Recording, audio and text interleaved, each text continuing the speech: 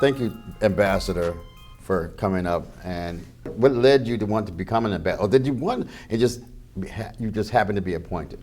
Well, it was a real surprise. We were moving from one house to the next, and I'm going to talk about that tonight here at Montgomery College. In Las Cruces, New Mexico, we had purchased a larger house, and we had boxes around the room, and but the telephone was working, and the telephone rings, and my wife picks it up, and she says, "Vice President." So she said, "Vice President," and so she handed the phone to me, and I said, "Mr. Vice President, what do I owe this honor?" And he said, "Del, this is Al, and I'm calling on behalf of President Clinton. And the president would like to nominate you as the next United States ambassador to the Republic of South Africa." And I said, "What did you say, Mr. Vice President?" I was completely surprised. I didn't know I was being considered. And I turned to Gail, and I was half in tears, and I said, "The president would like to nominate me as the next United States ambassador to the Republic of South Africa." And she shook her head. And I went back to the phone, and I said, "I accept, Mr. Vice President." He said, "Congratulations, you're here from State Department." Click. And that was the end of that, and our life began to change. And within 24 hours, we got all kinds of information from State Department to fill out all these forms. To answer your question, I found out later from the head of presidential appointments exactly how this really happened. And what happens is that to be appointed, 2/3 of the Foreign Service is made up of career ambassadors and 1/3 political. And so career is you work yourself up, you work your way up the ladder, and probably 20 or 30 years before your name gets on a list to go to the president for an ambassadorship. That's the career route, a long time. You work around assignments all over the world. A political appointee is when you work for the party, given money to the party, or both. So I'm not a wealthy person, but I gave money to the party over time and worked for the Clinton administration and worked for him when he was running for president in '92 and so on. So my name got on a list. And then it was viewed with others, and I'd had Peace Corps experience in Africa, and I'd had political experience, et cetera, and so my name rose to the top of the list. So that's how it happened.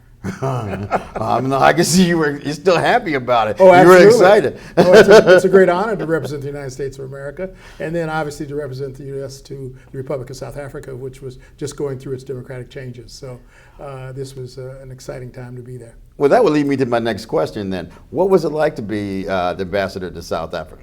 Well, it was very exciting. It's an honor to represent the United States. South Africa had just gone through apartheid, and their first democratic elections were held in '94, and President Mandela ran and was elected, and I should say Nelson Mandela ran and was elected president, and they were 5-year terms. So he stepped down in 1999, and his deputy, Thabo Mbeki, ran for that office and was elected. So I came in December '99 when President Mbeki was the president and Nelson Mandela had just stepped down. So I came after his first term. So it was a very exciting time. It's a beautiful country. It's a country that has rich natural resources. It's got good roads. It's got a strong infrastructure. But obviously they got challenges in housing and education and employment, lots of other challenges as a developing country. Beautiful country. But they came through apartheid and are succeeding, and it's an exciting place. Wow, I think you had a, it sounds like it was fantastic. It was. It's one of the largest embassies on the continent. At that time in the late '90s, Egypt was first and South Africa was second. We had 700 people in the embassy, 400 Americans, 300 South Africans. We had 3 consulates, one in Johannesburg, one in Durban, one in Cape Town. It was a very big embassy. So it's like being mayor of a city. You had to represent the United States and its interests in a very exciting country. This will probably lead into my next question. Since Vice President Gore called you, was that foreign politics or was it DC politics? No, I had been involved in national politics for a long time. I supported Gary Hart when he ran for president way back. I supported a number of Democratic candidates running for president. I supported national offices. And then I was involved in the '92 campaign when the governor of Arkansas, Bill Clinton, was running against George H.W. Bush.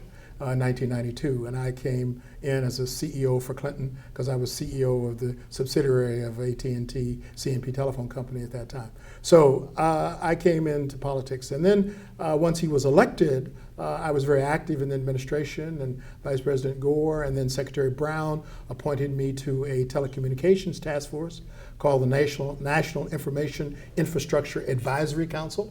Big long title, NIIAC. And our job was it was about 30 of us on a committee, and I was one of the co-chairs. Our job was to develop federal telecommunications policy for the White House. So we spent 2 years gathering that kind of information and presented a report to the White House. So I had activity and interactions with the White House. And then when I became president of National Public Radio, the president had several, and the First Lady, Hillary Clinton, had several receptions at the White House for National Public Radio. So I had some close contacts, and so when my name came on the list, I was not a unknown person to the Clintons, and that helped. That was helpful. Once you finished being an ambassador to South Africa, what did you do after that? I went back to New Mexico. I had been at NPR from 94 to 98, and then I left National Public Radio and went to live in Las Cruces, New Mexico full time. And that's when the vice president called, and I was living in New Mexico at the time. So we spent a year and a half in South Africa. Usually they're 3-year tours, but as a political appointee, when the administrations change and you're a political person, right, you have to come home. So we only spent a year and a half. Came back to New Mexico. Did not have a full-time job. I was working and consulting and on several corporate boards. But then I started developing International Relations Institute at the New Mexico State, which is in Las Cruces, New Mexico.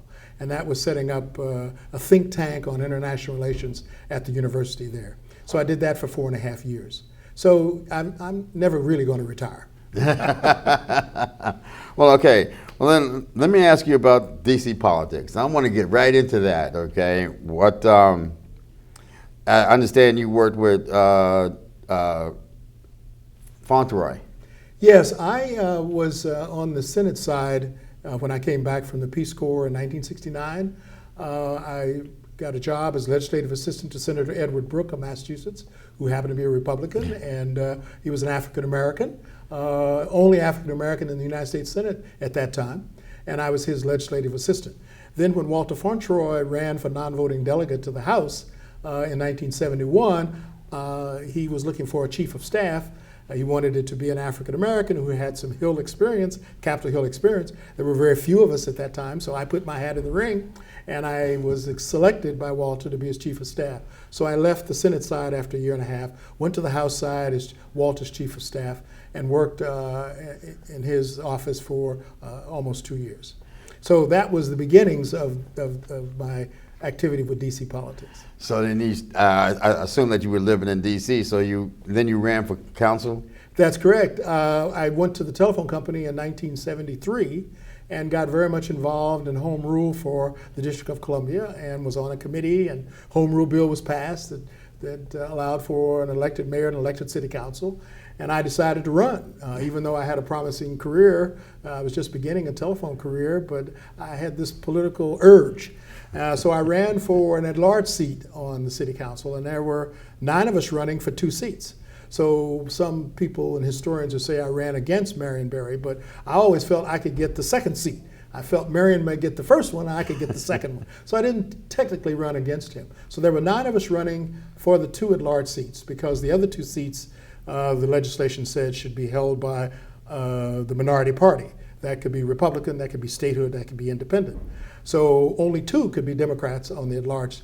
And so Marion came in thousands of votes ahead, and then Reverend Douglas Moore took the second spot, and I came in third. Very close to Doug Moore. I lost by just a few thousand votes. So I didn't win.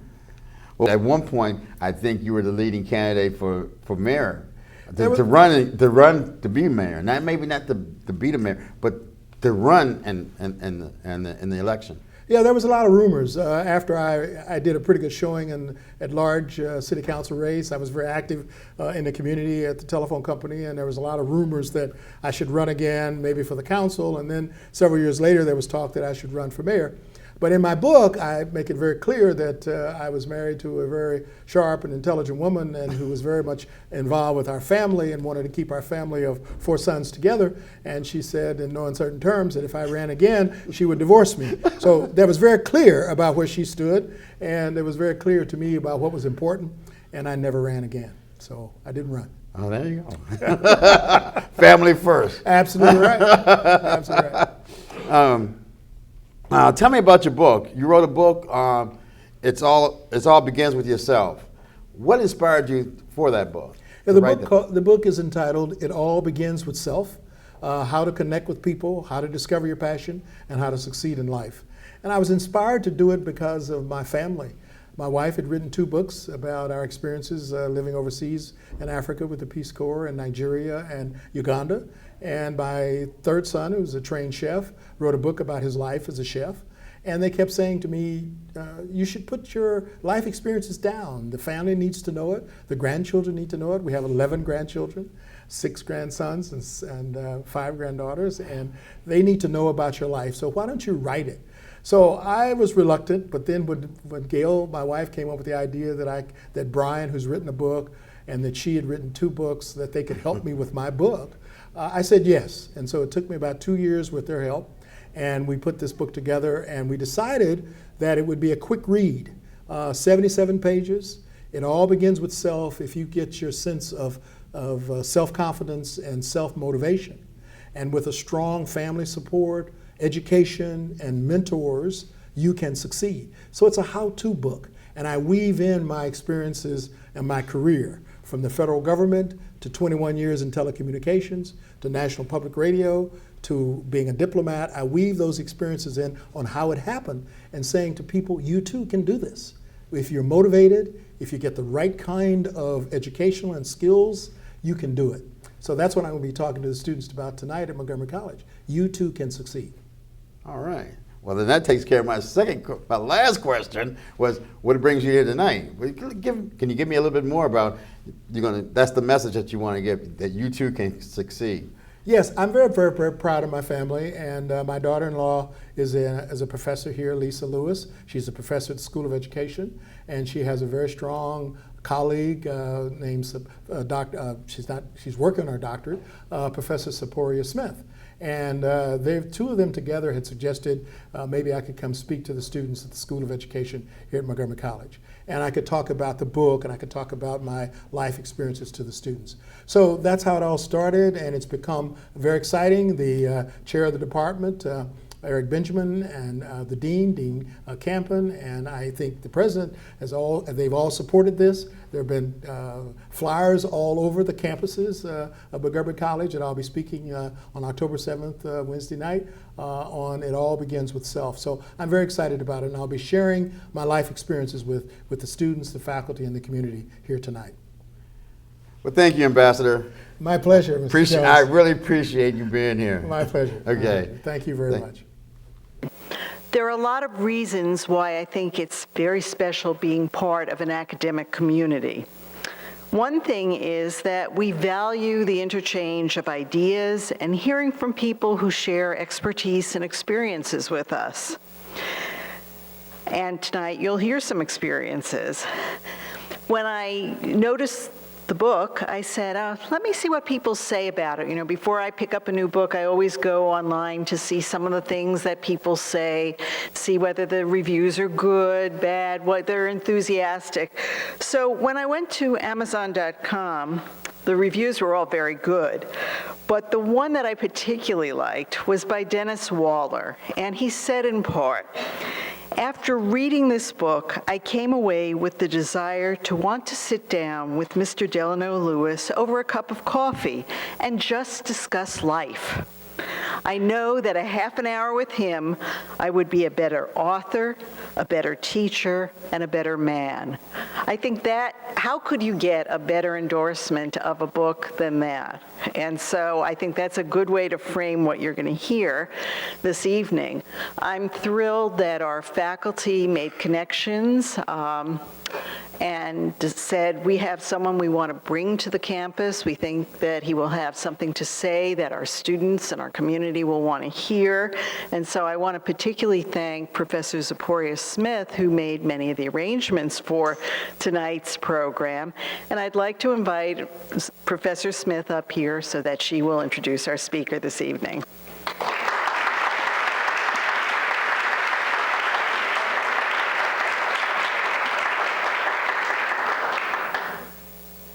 I'll bring this down. Thank you, Dr. Ackerman, and to Dr. Pollard in her absence. Thank her for all the support she's given to us.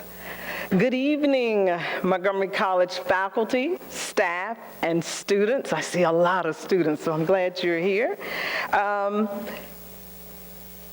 Honored guests, members of the community, we welcome you all. Thank you for joining us this evening. My name is Zipporah Smith. I'm from the School of Education, and it is an honor to introduce such a distinguished guest. But before I do, since I'm a professor in the School of Education, what would teachers do? First, we would activate prior knowledge to prepare our learners for this wonderful learning experience. So there are two terms I want you to think about this evening as I give you a snippet of the bio and Ambassador Lewis shares about his journey. Those two terms are cultural capital and social capital. Cultural capital refers to non-financial social assets that you possess. Your heritage, your family, your community. It promotes social mobility beyond economic means. So I want you to reflect on who you are, your career goals, and your dreams. The second term is social capital. Social capital is the relationships. Relationships of trust embedded in social networks. Relationships we must seek and gain on our journey to help us achieve our goals. Let me give you an example. For example, Professor Lewis in the School of Education invited me to a book signing of her father-in-law, Ambassador Lewis.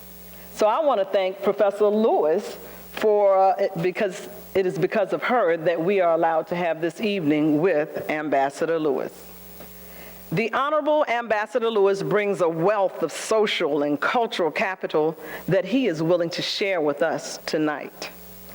Delano E. Lewis, former U.S. Ambassador to the Republic of South Africa, and former President and Chief Executive Officer of the National Public Radio, has led a long and successful career in global, corporate, and public affairs. Prior to his diplomatic appointment by President Clinton, Ambassador Lewis was an executive with C&P Telephone Company in Washington, D.C., a subsidiary of AT&T. He also served as president and chief executive officer of Bell Atlantic, now Verizon, Washington, D.C. operations. Earlier in his career, Ambassador Lewis served in multiple roles in the federal government.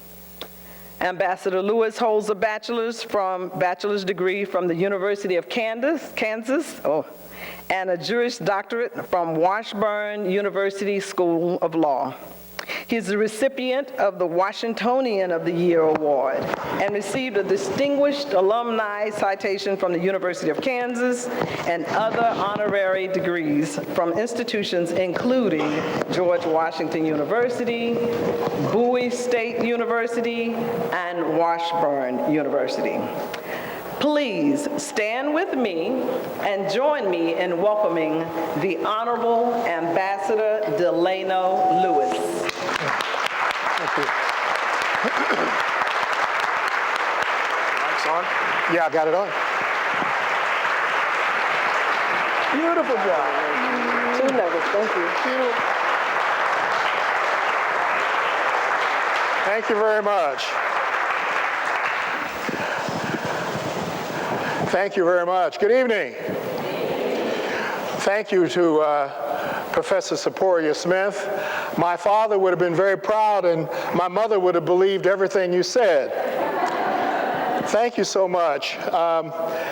It's exciting for me to be here because I am a Washingtonian, really. I spent 35 years here, and some in District of Columbia and some in Maryland, so I'm really at home.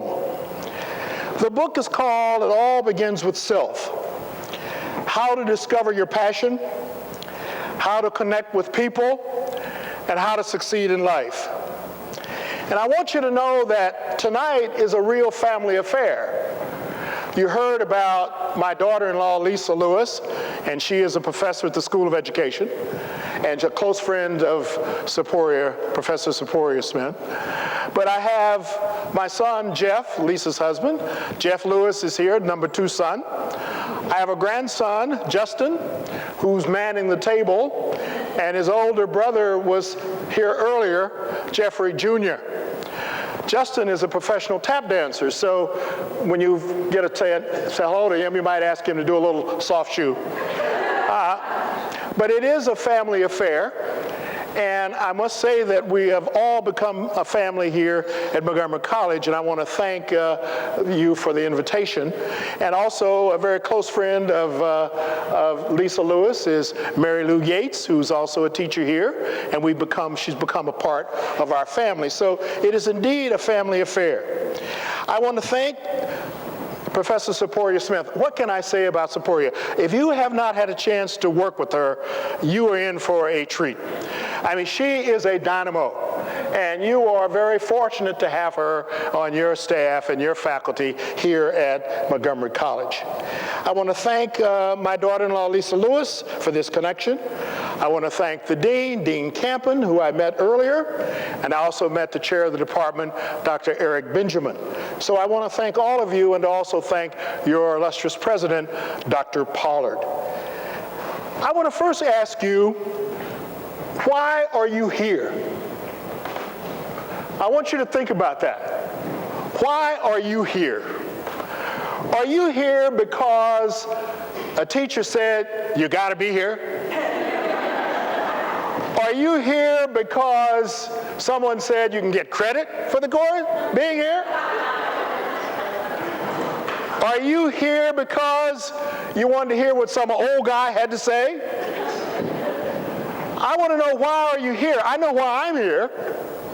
I'm here because I want to share my experiences in life with you. Again, I'm going to ask you why you're here, but I hope when I finish tonight, you will know why you are here. I hope I can help you think about why you are here, to think about who you are, and to think about your next steps. So let's begin. First of all, I'm one of you. Think about that. I'm one of you. I was born in a small town in Kansas. My family moved to Kansas City, Kansas when I was 2 or 3 years old. I lived in an all-black neighborhood, segregated by race. I went to all black schools all the way from kindergarten to high school. I recently just came back from Kansas City, Kansas, where there was an all-school class reunion for Sumner High School. The school was named for Charles Sumner, who was a senator from Massachusetts, who on the Senate floor stood up on behalf of black people. So there are a number of schools around the country named for Sumner. Sumner was the only black high school in the state of Kansas. Do you remember 1954? Many of you too young, but 1954, the Supreme Court decision, Brown versus Board of Education of Topeka. It was one of the 5 Supreme Court cases on school desegregation. Linda Brown was trying to get into an elementary school in Kansas. The elementary schools were segregated. The high schools across the state were integrated, except the superintendent in Kansas City, Kansas, went to the legislature and got a special rule to keep Kansas City, Kansas schools all black and separated from whites. So I graduated in 1956. So the Supreme Court decision came in 54 saying what is separate is definitely unequal and began to desegregate schools. We had one white student in our community who graduated with us in 1956, and I like to say he was trapped in our neighborhood and he graduated with us in 1956. But I said that I'm one of you because of my childhood. I was raised by a father who was a railroad porter. He worked on the Santa Fe Railroad for 37 years. My mother was a domestic, and she later went on and became a cosmetologist. My dad had 11th grade education. My mother was a high school graduate. So I was one of the first generation to go to college. And I know many of you in this audience are the first generation to go to college.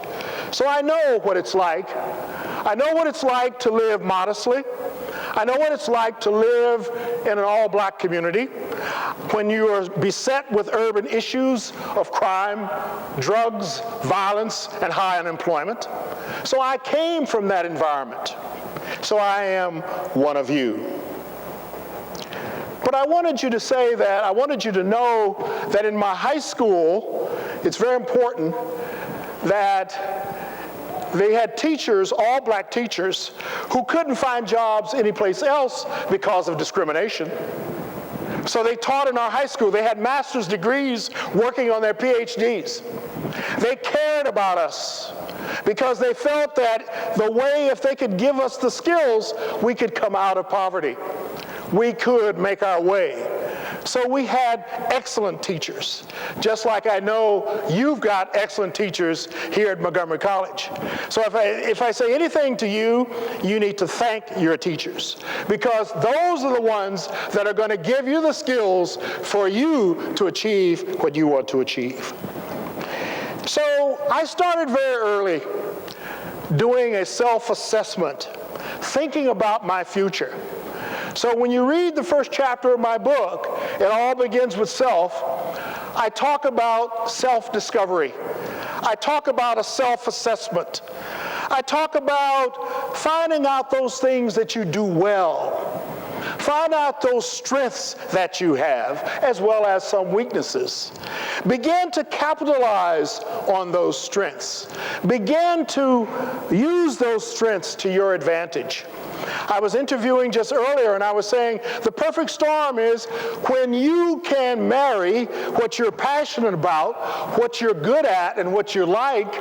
When you can marry that with what you do well, you've got it, because you're passionate and it means something to you along the way. So I started very early, being very concerned about my environment, being very concerned about poverty, being very concerned about race relations, very concerned about my environment. And I said, I started doing an assessment of myself, an assessment of what I wanted to do in life. And I kept thinking that, what am I good at? And I thought along the way that I was pretty good at speaking, pretty good at communicating with people. I showed some leadership qualities. So I began thinking about ways in which I could use those qualities. So I really, at an early age, start assessing my strengths. But I know when I tell you about that, some of you may be saying, well, I don't know how to do that. Well, this book will give you some ideas on how to do that self-assessment. But I know you also may have some fears. I had some fears. You've got to overcome those fears. You've got to conquer those fears. I'll tell you a story of how I was able to conquer a big fear. I was in an all-black environment, black church, black neighborhood, black schools. The lunch counters on Minnesota Avenue, which was about 6 blocks from my house, were segregated. My mother told me one day we're going to go up to the lunch counter. I said, Mom, why are we going to do that? Because we've got to eat in the colored section. She said, I want you to go because we're going to learn how to eat out. We're going to learn how to put the napkin in the lap, and we're going to learn how to use the forks from the outside in. Well, I didn't particularly want to do that, but it was a valuable lesson. But I had this fear of competing with others because I was in this limited environment. My high school principal nominated me, along with my good friend, Dan Matthews, who's in the book. We were through school together, grade school and high school. We were now juniors, and the principal nominated us to go to Kansas Boys State. Have you ever heard of Boys State and Girls State? It's still going on today. It's an American Legion project of government in action. When you go to Boys State and Girls State, you set up city governments, county governments, state governments, you run for office, you learn how a system operates. Well, when I got to Boys State, there were 500 boys from all over the state who were selected by their schools and community groups, the cream of the crop in Kansas. And I wondered, did I have what it takes? Did I have the good background? Did I have the initiative from this limited, segregated environment? A little bit fearful. Well, it didn't take me long. I became drum major of the Boys State Band. I ran for mayor of the city that we set up. I ran for Supreme Court justices, and I was one of the 7 Supreme Court justices at Boys State. I became a counselor for other Boys Staters afterwards. And 50 years ago, 50 years from the time I was a stater, my grandson, Justin, who's here, was visiting us in Kansas, and we took a trip to Kansas, and I spoke to the Boys State group on my 50th anniversary when I sat there as a Boy Stater in 1955. But what I learned from that was self-confidence. What I got from that was I can too compete. That I had a good education, solid education, and that I could compete with the best of them. So the first part of the book is for you to get an assessment of yourself, find out those things you're good at, and find out how you can expand on those strengths. I got over that fear, I conquered that fear at a very young age. Also, when you look at my high school yearbook, it talks about the Honor Society. It talks about being a part of International Club. I was drum major of the high school band, but it also had ambition lawyer. At age 17, I said, I'm going to be a lawyer because my skill set, I felt, would fit into that category. I also felt that the rule of law would help me change society, that I could change behavior by the rule of law and by the use of law. So at age 17, I said, I'm going to be a lawyer. So that was in my yearbook. So I'm saying to you that you can do the same thing. You can do that assessment, and you can begin to think about your next steps. Also in the book, I talk about a planning tool. It's called the end game, E-N-D, the end game. What is your end game? Where would you like to be 4 years from now? Where would you like to be 5 years from now? Once you decide on that, what are you good at? Where would I like to be? Then you work backwards. Suppose I want to be a medical tech. Well, what is that going to take?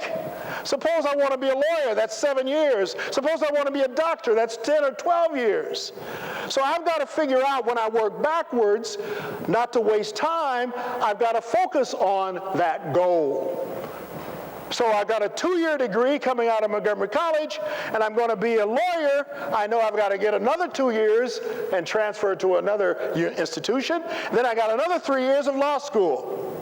That's called planning. Once you get a sense of who you are and where you would like to be, what's your end game? Where would you like to be in 5 years?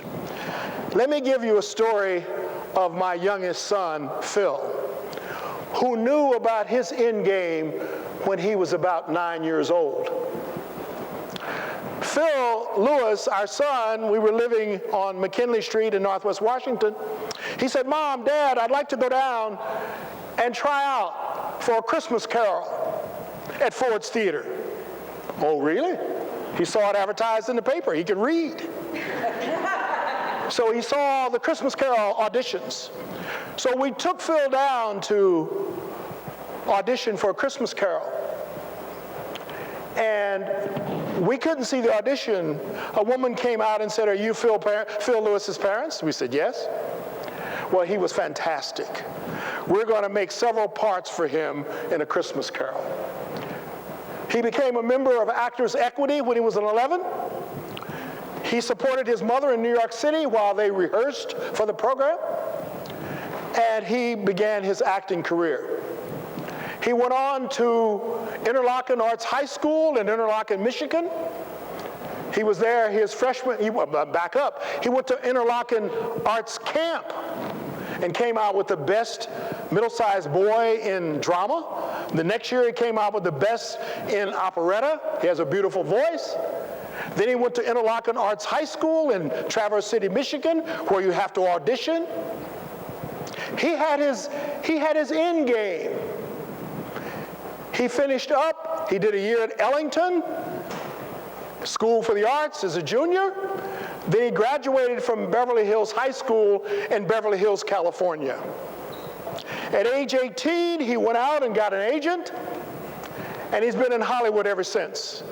And those of you who know about The Sweet Life of Zack and Cody, you know about that program? Do you know about Mr. Mosby? That's Phil Lewis.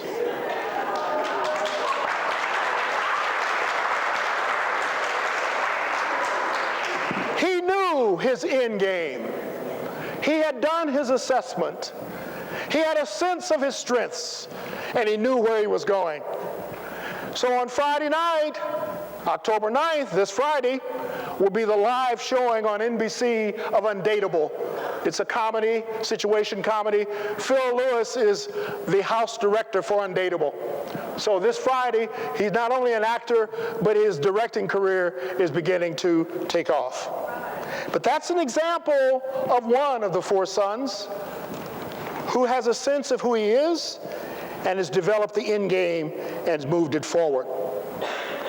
So I took my end game and went to the University of Kansas, knowing that I had 7 years ahead of me, did a BA in political science and history at the University of Kansas.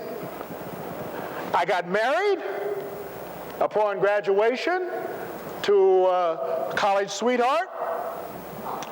And we got married. I went on to Washburn School of Law in Topeka, Kansas. I had a child the first year. We had a child the third year. I did more than study, right? But the other part of it was I worked 40 hours a week and went to law school full time. So when you're sitting there saying, "I can't do it," yes, you can do it. I knew I had to support a wife and children. I worked at the Menninger Clinic with disturbed boys from ages 8 to 12. It was a mental hospital. I learned more about mental health as a child care worker at the Menninger Clinic. I worked 3 to 11 shifts, 11 to 7 shifts. I had 2 days off. I went 40 hours a week and graduated to law school on time. Now you can do it. When you have the focus and the direction and a sense of purpose. I can say to you, if you're not sure where you're going, any road will take you there. I know that's a little deep. I'll say it again. If you're not sure where you're going, any road will take you there. But when you get a clear sense of where you're going, the path is a little straighter. Yes, you'll get obstacles along the way. Yes, you'll have disappointments, but you'll have a clearer path because you know who you are and you know where you're going. So I had a great deal, and you'll hear about it in the book, of family support.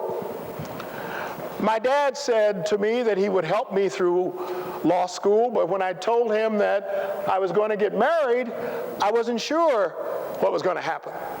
So I had this long conversation with my father. I'm an only child, and they gave me everything they could. I said, Dad, I'm going to get married. He said, why are you going to do that? I said, I'm in love. He said, I thought you were going to law school. I said, I am. What are you going to live on? I said, well, if this is the time, I said, if Gail, if she doesn't get pregnant right away, she will work or I will work. And he thought about it for a while, and he said to me, son, I will help you through law school.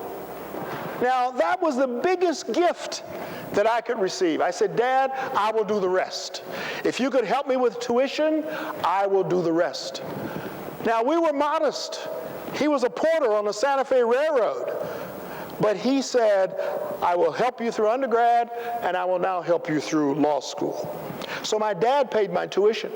But let me tell you another quick story before I move on. I didn't want to go and ask Dad for a course. I wanted to go into summer school. I didn't want to go ask my dad for more money. It cost $13 an hour. That was $39 in 1962. That was a lot of money. So on this campus, Washburn Law School, Topeka, Kansas, the state capital, I went into the treasurer's office.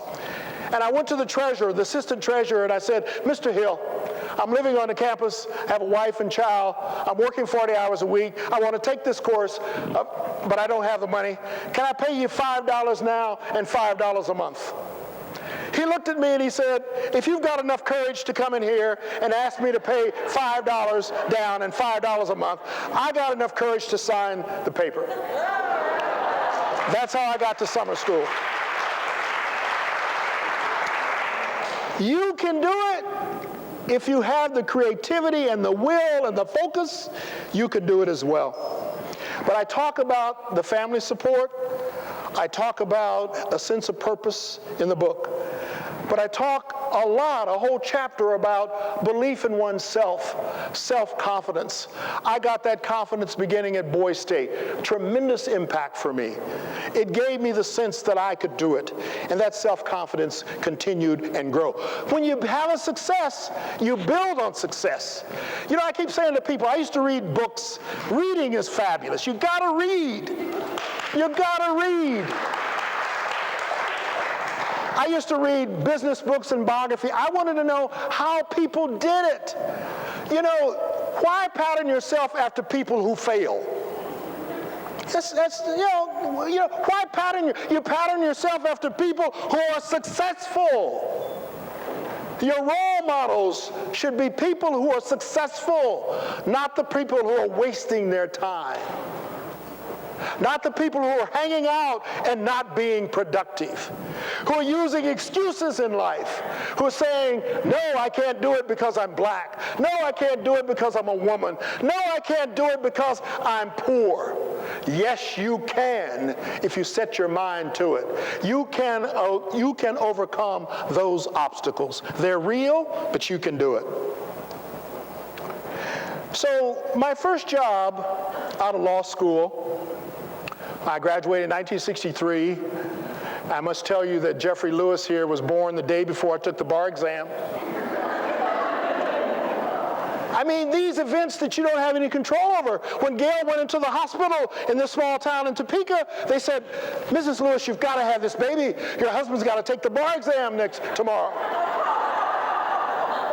So she cooperated. Jeff cooperated. We started to name him Justice, but we named him Jeffrey. So I did take the bar exam. I passed the bar first time, and I practiced law for a few months, and then I got a chance to come to Washington with the Department of Justice. Now, this story is a true story about how I got here, and it's all in the book about relationships. I lived in married student housing on the campus at Washburn. My next door neighbor was named Sue Cole. Her husband was David. She was helping him through undergrad. Then after he graduated, he wanted to be a doctor, so he went to the University of Kansas up the road to Lawrence. And the first year was in Kansas City. She was working for the United States Attorney's Office in Topeka, so she transferred to the United States Attorney's Office in Kansas City. And she wrote me a note. We didn't have cell phones. She wrote me a letter. She said, Delano, why don't you apply for the honors program of the Department of Justice? I said, Sue, honors program? You know I've been working 40 hours a week, supporting a family. I'm doing okay, but I'm not an honor student. She said, apply anyway. So I applied. I had the interview with Mr. Newell George, went up to Kansas City, where I grew up, had this interview. He was a tall man. He had been a congressman and lost his bid for re-election in 1960, and JFK named him United States Attorney. He was a very close friend of the Kennedys. So he said, let me show you around. He took me around his office. He said, here's a picture of JFK in a hat. This is 1962. You won't see many of these pictures. Here's a picture of Bobby Kennedy as a family. I'm this young kid, my suit on, this little skinny tie. I said, oh my God. I didn't believe it. So we had this great interview. Then he wrote a letter to Bobby Kennedy. He said, dear Bobby, I wish you could meet this young man. He worked 40 hours a week, supported his family, and went to law school full time. He would have been an honor student if he hadn't had to do all those things. And Bobby Kennedy believed him. Within a few months, I got a call that I'd been appointed to the honors program of the Department of Justice in Washington, D.C. So here is this Kansas native who grew up in an all-black community, now gets a call from the Department of Justice when Robert Kennedy was the Attorney General to come to Washington to work for the Department of Justice. So those were relationships from my next-door neighbor. And the book talks about those relationships. I was in Justice for 2 years. I went over to the Equal Employment Opportunity Commission to continue my work in civil rights, because when I was in Justice, I was dealing with criminal division. We were chasing communists and spies. I spent 1 year learning what to do, the second year trying to get out.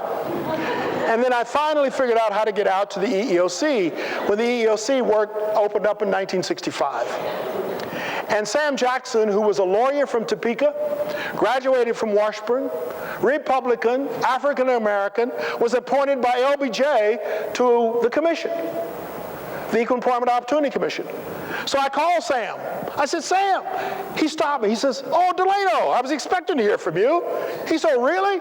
He said, yeah, you've been in Washington a couple of years. You found out I'm now a commissioner in the EEOC. You know your way around. You want to know what I can do for you. I said, that's exactly right, Sam. So long story, Sam got me over to EEOC on a task force. I worked for EEOC for a year and a half. And then the next chapter of the book is moving outside your comfort zone, taking risk. And I moved outside my comfort zone when I was at a dinner party of a Justice Department colleague in Washington.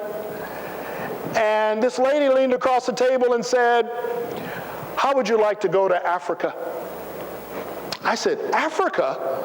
I'm just out of Kansas. That's exactly what I said. I said, how could I go to Africa? She said, with the United States Peace Corps. I said, the Peace Corps? That was founded in 62. This is about 65. I said, I thought it was for younger people with no children, not married. She said, you could go as Peace Corps staff. Here is my card. It said, Cynthia Courtney, desk officer, West Africa Peace Corps. 6 months later, we landed in Benin City, Nigeria. I was an assistant Peace Corps director. Moved out of my comfort zone of becoming a federal lawyer, now becoming an administrator working for the Peace Corps. And I have friends of mine who were volunteers in Nigeria when I was there. Betty Petrides works for Paul Peck Humanities Institute here at Montgomery College, and her husband George are in the audience. They were volunteers when I was an assistant director of the Peace Corps in Nigeria. And then we had to leave because of the Civil War. They did the evacuation, I evacuated. I was appointed Peace Corps director after we left Nigeria. I was appointed Peace Corps director in Uganda, East Africa. 120 volunteers. I was 28 years old. Think about it now. I've gone from justice to EEOC, now the Peace Corps, living in another culture, living in another society, working overseas, expanding my strengths, expanding my abilities, becoming an administrator for the Peace Corps. I came back in 1969. I went to work on Capitol Hill because I wanted to take, again, an opportunity to learn about government. I had been in the executive branch with the Justice Department, EEOC, and the Peace Corps. Now I wanted to know something about the legislative branch, and I had a chance to work for Senator Edward Brooke of Massachusetts. I became his legislative assistant. He was the only black senator in the United States Senate at that time. When Walter Fauntroy was elected non-voting delegate to the House from the District of Columbia, I applied for his chief of staff position. So I went from the Senate side after a year and a half over to the House side, where I became chief of staff for Walter Fauntroy. So I've had Capitol Hill experience. Little did I know at that time that major corporations will pay you handsomely if you know something about how this government works. So any of you who are interested in political science, history, and the law, you're in the right town, called Metropolitan Washington, D.C., where government sits. All these agencies, this is a lawyer's town. If anyone's interested, this is it. So I had that kind of experience. And lo and behold, there was a representative of the telephone company who came up to me and said he wanted to take me to lunch. And you know what he said to me? He said, one day there's going to be home rule in the District of Columbia. One day there's going to be a mayor, and there's going to be a city council, there's going to be a regulatory body. We're the telephone company. We're the largest private employer in the whole region, Chesapeake and Potomac Telephone Company. And we don't have an executive in our ranks that knows politics of the district. And there I am. So he said, I'd like to interest you in coming to work at the telephone company. I said, telephone company? I was into public service. Moving outside your comfort zone, being ready to take advantage of opportunities when the door opens. The thing the book talks about is a strong educational foundation, being ready to take advantage of those opportunities. So I said, yes. And I became a public affairs manager for C&P Telephone Company, and I stayed 21 years in telecommunications. I learned the business. The vice president of the company who hired me, he promoted me from a public affairs manager to an assistant vice president, and then when he left, he recommended that I take his position. I became vice president of the DC operations and later president, the first black executive of C&P Telephone Company to reach those heights. And that's because I was open to mentorship. I learned the business. I was ready when that door opened. I stayed 21 years, and after that, an executive search firm called me. A man called me and said, Mr. Lewis, I'm with the firm of Isaacson and Miller, and we're looking for a president of National Public Radio. And I said, why are you calling me? He said, I was in the Carter White House. I lived in town. I used to see your name in the paper. I've watched your career. And I think you have what it takes to be president of National Public Radio. Can I take you to lunch? We went to lunch. I put my hat in the ring. I found out later there were 200 applications for that one position. I was battling with one other person, and I was selected to become president of National Public Radio. I was an African American leading one of the major media companies in the United States. All of that from this kid in a segregated community of Kansas City, Kansas. So I'm going to say to you that I thought that after those years of Washington, my wife Gail, we've now been married 55 years, at that time she said, it's my turn. Thank you. She says, it's my turn.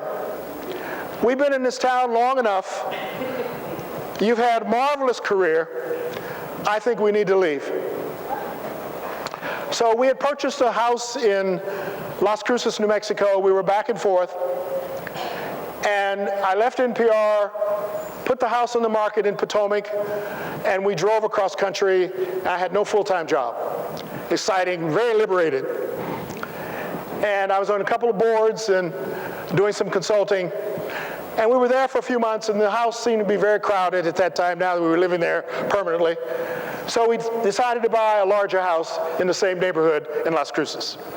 So we had boxes all around, and the telephone was working, and the phone rings. Gail picks it up, and she says, "Yes, he's here." And she passes me the phone. She says, "Vice President." So I said, "Mr. Vice President, what do I owe this honor?" He said, "Del, this is Al." And Al Gore, right? I said, "Mr. Vice President," he said, his voice was very official. He said, "I'm calling on behalf of President Clinton, and the President would like to nominate you as the next United States Ambassador to the Republic of South Africa." I said, "What did you say, Mr. Vice President?"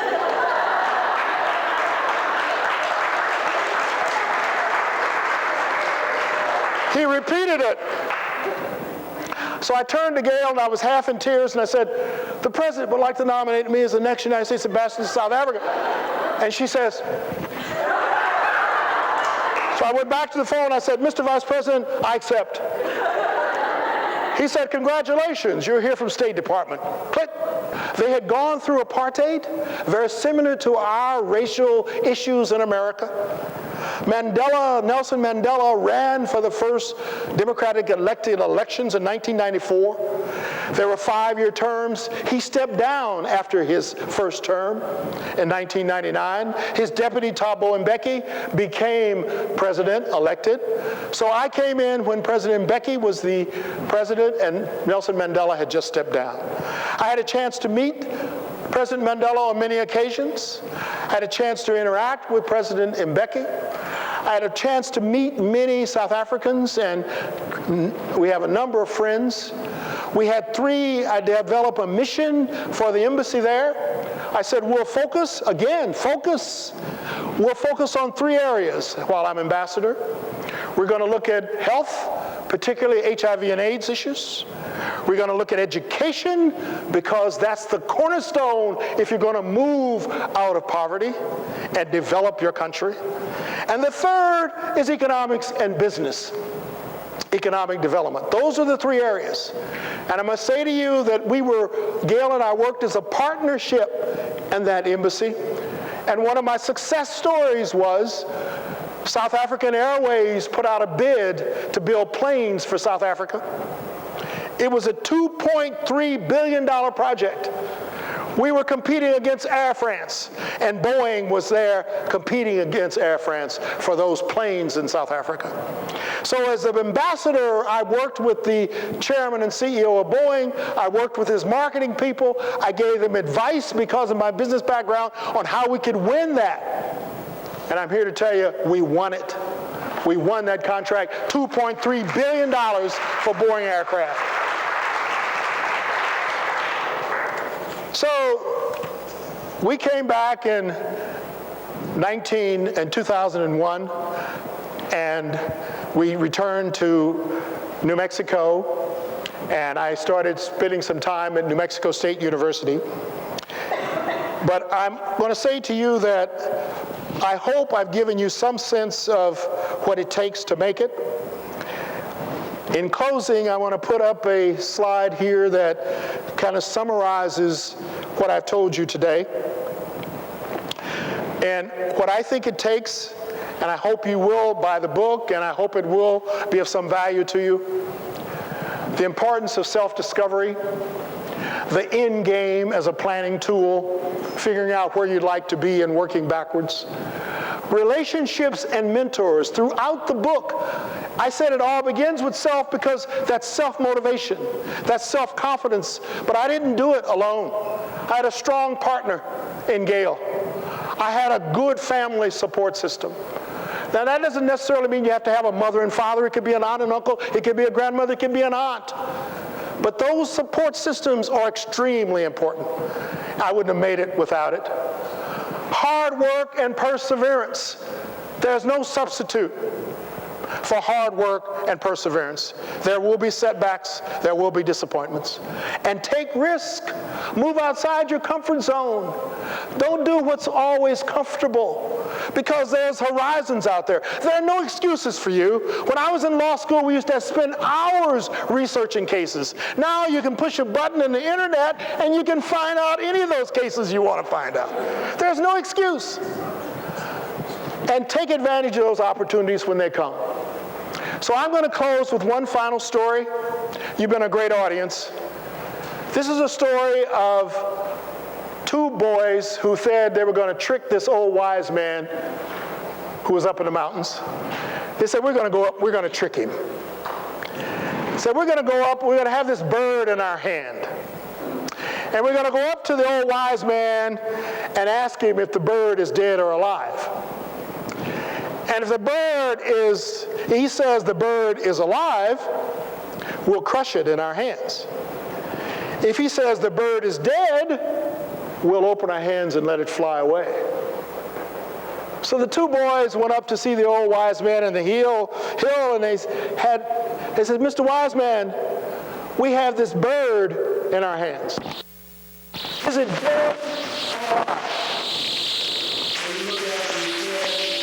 That is in your hands.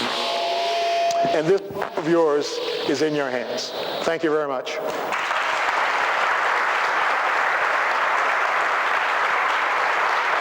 Thank you. Thank you.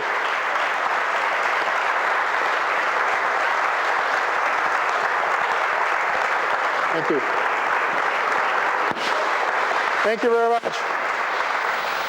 My question would be, you're from very humble beginnings, so there are other people that had a lot more than you did and a lot more opportunities.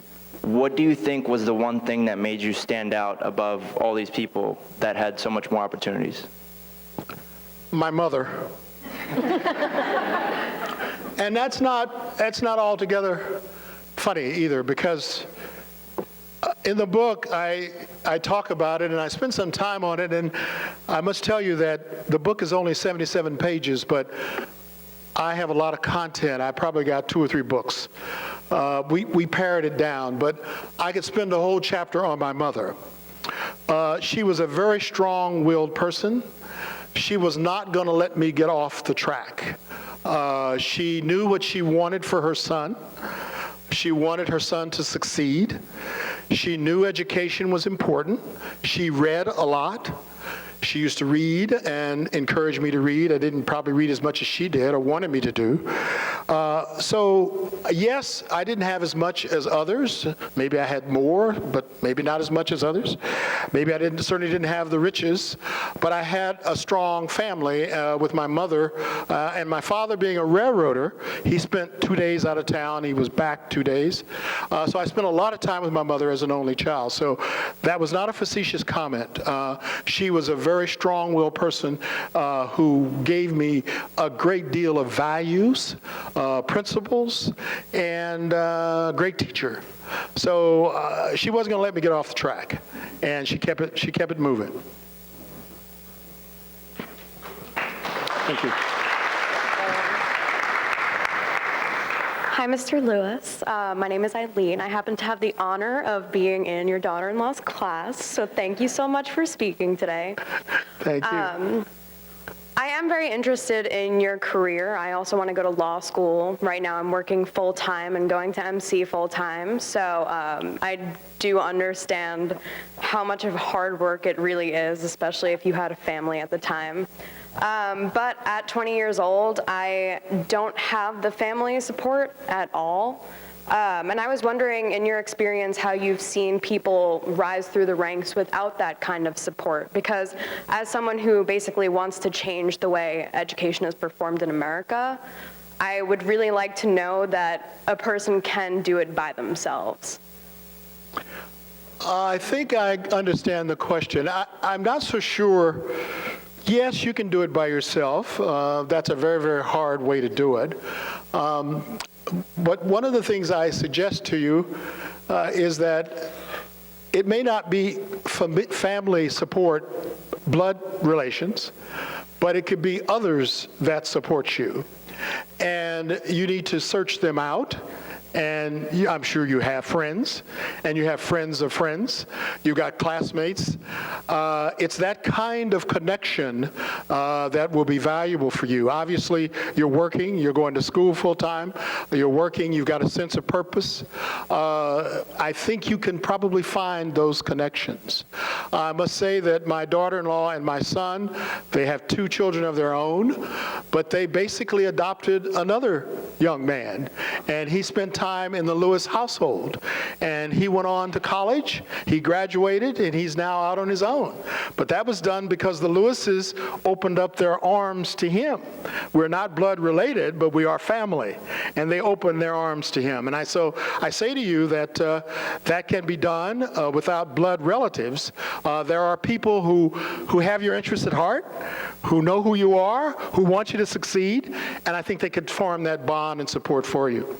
And while on that point, one of the things that I want to suggest to you before you leave tonight, if you are at all interested on continuing a dialogue with me, either through personal coaching or general courses, I plan to do this further and to expand it. So if you're interested, leave your email, and as I develop a course, and if I develop a webinar and other things to do personal coaching and to do advising and helping, if you're interested, let me hear from you. You're welcome. Ambassador Lewis, Can we come over here? Yes. I have a very simple question, sir. What was the name of the executive recruiting firm that you were hired by? It was a long name and I didn't catch it. At National Public Radio? Somewhere Yes. there was a Yes, the executive search firm was called, it's a boutique firm out of Boston. I'm not sure they're still in existence. They probably are. Called Isaacson and Miller. And the man that called me was a partner, Arnie Miller.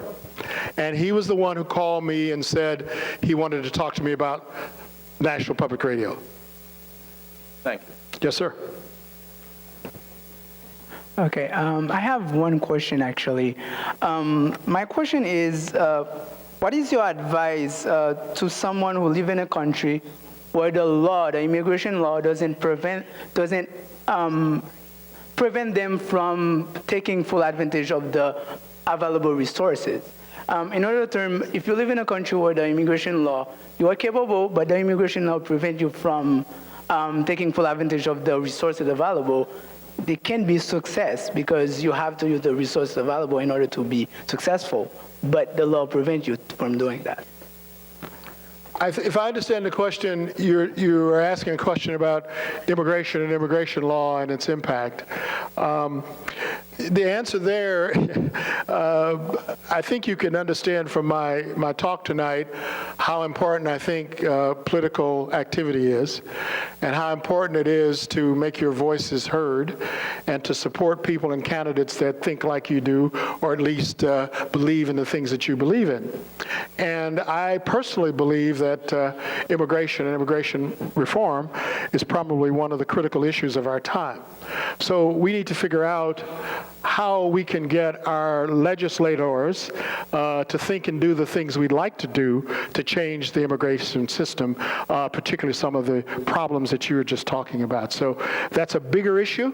It certainly is a federal issue, and you need to figure out where you might fit in making some difference there. That make any sense? I would say not really.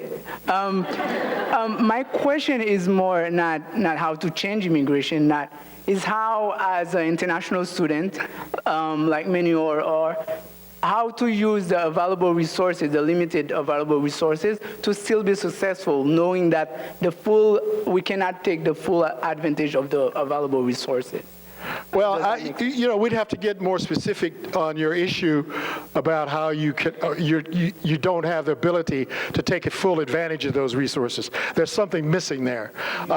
So we'd have to get down to the specifics of your issues, where you are. I know you're the photographer, right? And you're at Montgomery College. So I don't know all the issues here about foreign students and their activities here.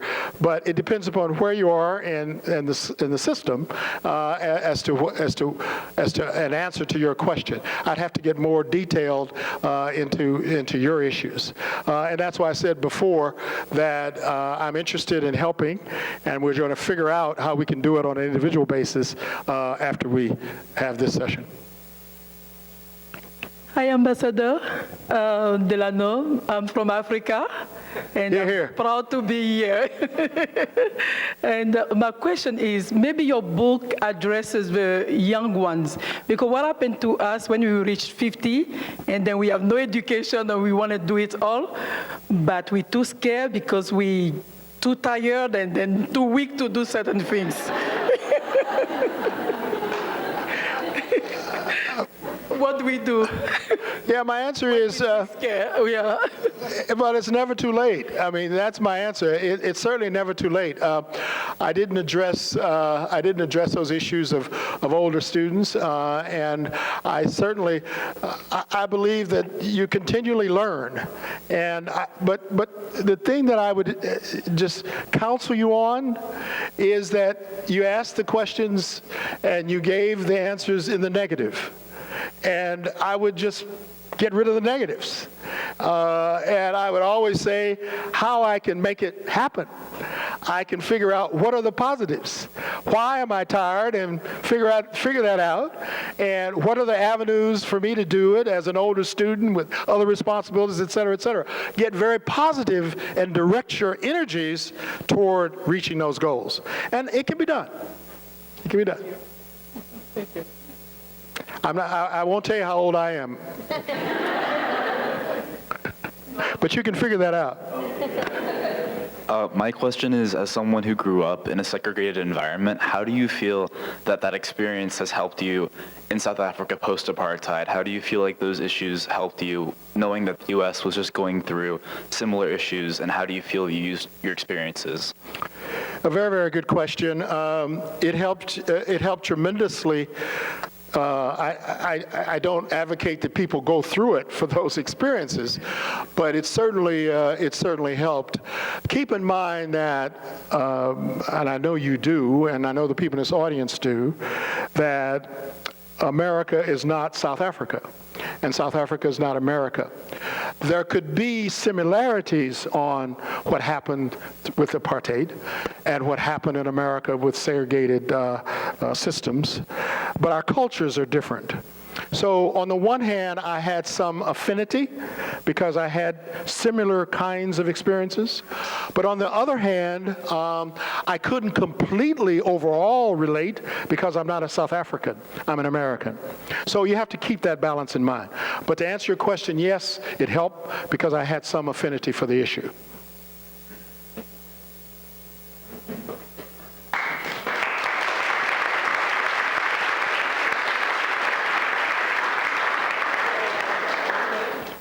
One more question? There's one more here, too. Okay. Thank you, Professor. I'm also from Africa, and I will just start by saying thank you for your speech. It was really wonderful. Thank you. And my question is, with this high technology, actually, kids have cell phones all around. Kids have internet access. What would you advise to parents like us? I'm a mother of 4, but I have only one boy, and I would like my boy to be someone in this country someday. So what advice would you give us? I want to succeed. I'm pursuing an associate degree here in early childhood education. I came in this country 15 years ago. I didn't, at that time, maybe I didn't know the importance of self-discovery, but I started like 4 years ago. I know it takes time, but I'm maybe 2 classes away from getting my associate degree. Wonderful. I'm a full-time worker, a full-time mom, and just this year I stopped being a full-time student because it was too much. So I understand what you said in your speech, but as a mom, how would I teach my child, especially my boy, with that high technology to succeed in life? It's a very good question and a very difficult one. First of all, I applaud you for what you're doing. You are persevering, and you have a goal in mind, and you will reach it. I'm a parent, and I have a spouse that helps, and definitely I couldn't do it without her. You never stop parenting, so you're continually parenting. To answer your question about what do you do with the influences of life out there, like technology and cell phones and so forth, you just have to be vigilant, and you have to continually stay on top of it. You have to, in my book, I use the word about my mother when I said that I said in the book, to me at that time, I thought she was overprotective. I thought she was watching me too closely. I resented some of her actions. But when I look back on it, I have an appreciation for what my mother did. She was watching my comings and goings. She was watching my friends. She was watching my activities. And she was making sure that I was making the right decisions. So as a parent, I say to you that you have to continually to keep doing that. The other piece is there are other organizations and people out there that will help you. There are Boys and Girls Clubs, there are Girl Scouts, Boy Scouts, there are after-school programs, there are all kinds of things, and they don't all cost money. Some of them can be subsidized. So I say to you that you can get help.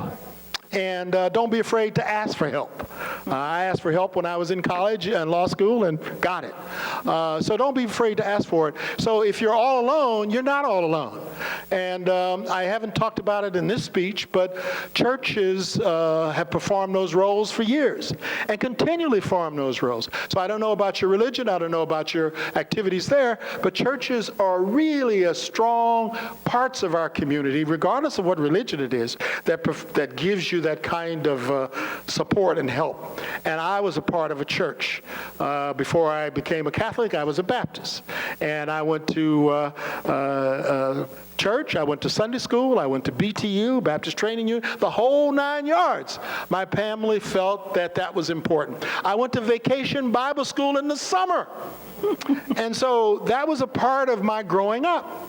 Now, you have to judge whether that makes sense for you, whether that makes sense for your family. But I'm saying that that helps you with your children. That helps give them that support. If you can't give it all to them, there are people out there that will help. So I hope that helps you. Thank you so much. You're welcome. One last question. One last. We're gonna have to stop. I'll take this one over here, and then this will honestly be the last one.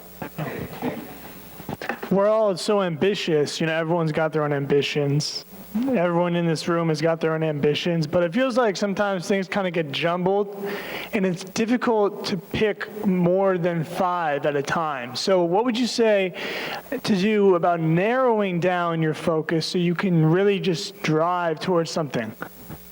Well, you've got to make that decision. I can't make that for you, but I happen to agree that the narrower it is, I think probably the easier it is to achieve it. If you have too many things out there, you may be going in too many different directions. That's really true when you're trying to look at your coursework, and that's why I say the end game makes sense. That if you got an end game that's going to require certain kinds of skills and certain kinds of course prerequisites before before you get the certificate, before you get the degree? Why do you waste time taking these other courses? Well, I shouldn't say that. You never waste time taking courses. But I do believe the narrower it is, probably the easier it is for you to achieve that goal. But that isn't to say, you couldn't do it otherwise. You have to make that decision based on you. That's why it all begins with self. Yes, sir. Last one. Yes, my name is Saeed. I drive a school bus for Montgomery County, and I play NPR while I pick up the high schoolers from their home to the school, because I believe information is power. And I was wondering, while you were the president of NPR, what was the achievement during your presidency? What was my achievement at National Public Radio? And yes, and the experience you got from being. Yeah, the book talks about it a bit, so buy the book. But the book talks about it a bit, and it talks about the challenge at NPR, because I knew I wanted the job. I pushed hard to get it, but it's a very small. It was only 400 people at NPR in Washington D.C. I mean, it wasn't a big staff. It wasn't a big organization. At the telephone company, I had 3,000 and 4,000 people that I was trying to manage. So I felt that when I went in, I said, this is manageable. But little did I know that these were talented journalists who didn't want to be managed. And they didn't want structure. They wanted to do their thing. But as president, you've got to figure out how you keep this thing afloat. How do you manage it? How do you grow it? How do you sustain it? So you have a very different role. So I wasn't sure this was my job, and in the book I talk about calling the chairman in of the board and saying, I'm not sure I'm going to make it, I went through the whole thing. But anyway, I decided that I should be a better listener. I decided I had to understand the culture. I talk about the cultures of organizations. NPR had a culture. I just came from a business culture. I had 21 years in business. I was thinking like a business person. I had to really understand where I was. So I backed off, I changed, I listened. One accomplishment, when I listen to NPR and they say, if you want to know more about that, turn to npr.org. Well, that started on my watch. That started kicking and screaming. They didn't want to move into new technology. They didn't want to look at the internet. They didn't want to do what I thought was necessary. So I started that, back in the early 90s, and somebody's listening today, so big accomplishment. Thank you very much. Thank you.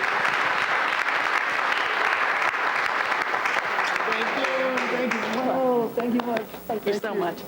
Please join me again in thanking Ambassador Lewis for his work this evening.